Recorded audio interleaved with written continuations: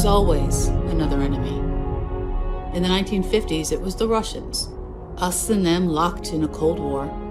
But in 1961, it was against our own people. The rock and roll riots hit. Youth culture clashed with authorities over new music and the movement sweeping across the country that came with it. During the civil unrest of those times, many of rock and roll's upcoming stars were killed in violent protests during concerts. The 60s would bring isolation and stagnation. Nixon beat Kennedy for the White House and immediately set out his agenda. Ask not what's in it for you, ask what's in it for the US. We withdrew from the world stage. Vietnam descended into civil war. Russia intervened, but as the scale of the war grew, its popularity fell.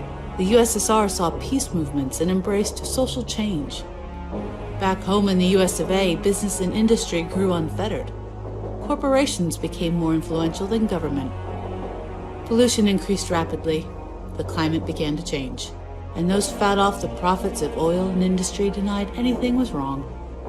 Pretty soon there were water shortages and famine, and not long after came corruption and rampant inequality. Out of poverty and tension, gang cults formed, becoming more daring and violent as authorities attempted to stop them, making broken cities and the vast big empty their home.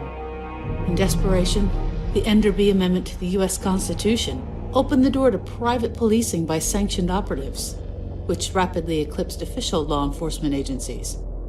This is the dog-eat-dog world we live in today, where the gangs and the hired guns and the corporations that pay their bills clash in the scarred wastelands we call home.